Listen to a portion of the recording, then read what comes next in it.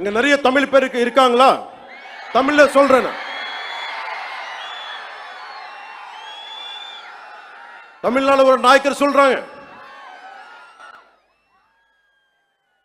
சனாதன தர்மம் கம்ப்ளீட்டா ஒரு வைரஸ் மாதிரி, அதை எங்க நாசம் பண்ணணும் சொல்றாங்க. இதை ஞாபகம் வச்சுக்கோங்க. Whoever said this, let me tell you, sir, you cannot wipe out Sanatana Dharma. I will tell you why. By the end of my speech, I'll tell you why you cannot wipe out Sanatana Dharma. If anyone tries to wipe out Sanatana Dharma, let me tell you, from the feet of Lord Balaji, you will be wiped out.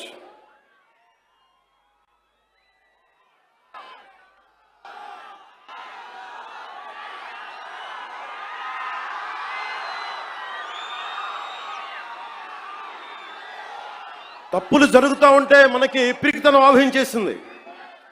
నేను ఎప్పుడు అభివృద్ధి, యువతకు ఉద్యోగాలు కావాలి, అభివృద్ధి జరగాలి.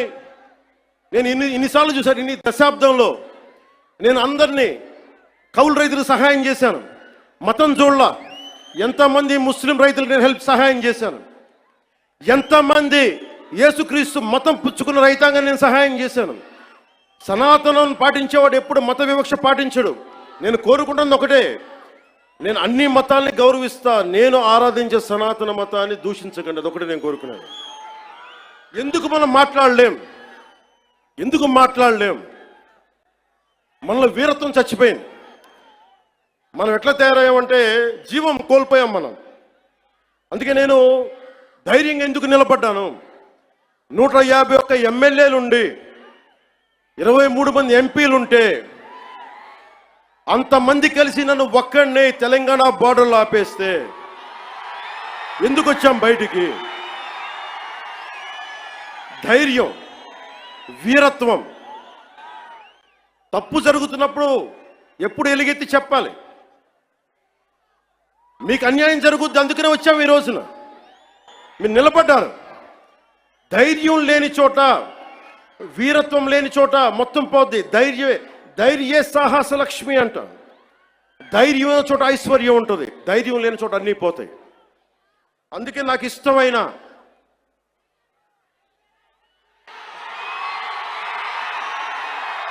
వాళ్ళకి 11 సరిపోలా, ఒకటికి పరిమితం చేద్దాం వాళ్ళని. ఈసారి ఎన్నికలు పెట్టమని చెప్పండి, ఒకటికి పరిమితం చేద్దాం.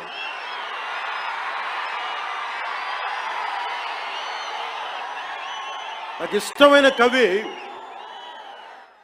శేషేంద్రతో పాటు నాకు ఇష్టమైన హిందీ కవి, హిందీ రాష్ట్ర కవి శ్రీ రామ్ధారి సింగ్ దినకర్. ఆయన రాసిన పరశురాంకి ప్రతీక్ష చాలాసార్లు చదువుకొని గుండెలో ధైర్యం నింపుకునేవాడిని. చైనాకి మన దేశానికి యుద్ధం వచ్చినప్పుడు మీరు సైనికుల్ని బలి చేశారు, సరిగ్గా చేయలేదన్న వేదనతోటి పరశురాంకి ప్రతీక్ష రాశారు. దాంట్లో కొన్ని పంక్తులు మీకు చదివి వినిపిస్తాను. वीरता जहां पर नहीं पुण्य का क्षय है, वीरता जहां पर नहीं स्वार्थ की जय है. ధైర్యం లేని చోట మంచి విలువలు క్షీణిస్తాయి, నశిస్తాయి. ధైర్యం లేని చోట వైసీపీ లాంటి స్వార్థపూరిత శక్తులు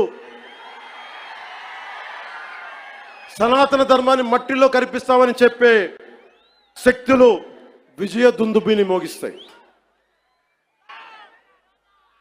భిన్నత్వంలో ఏకత్వం అంటే సనాతన హిందూ ధర్మాన్ని ఒంటరి చేసి చంపడం కాదు కదా. భిన్నత్వంలో ఏకత్వం అంటే అన్ని కలుపుకొని వెళ్ళటం. విజయనగర సామ్రాజ్యం రాజులు ఆ రోజున అరబ్ దేశాల నుంచి వచ్చిన అశ్వక వర్తకులకి మాకు ప్రార్థన చేసుకోవడానికి నమాజ్కి మస్జిద్ లేదంటే మస్జిద్ కట్టించింది. సనాతన ధర్మం దాని గొప్పతనం. పోర్చుగీస్ వ్యాపారస్తులకి మా క్రిస్టియానిటీకి చర్చిలు లేవంటే చర్చిలు కట్టించారు. ఆ రోజు ఎవరు ఎదుర్కోలా. అలాంటి సనాతన ధర్మాన్ని మట్టిలో కలిపేస్తాం, మస్ చేస్తామంటే అలాంటి వాళ్ళందరూ కూడా చెప్తున్నాం, మేము చేతులు కట్టుకొని కూర్చోలా. గుర్తుపెట్టుకో.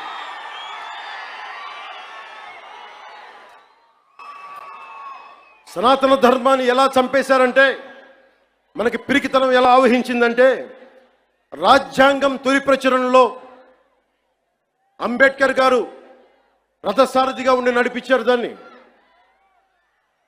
సి రాజ్ గోపాల్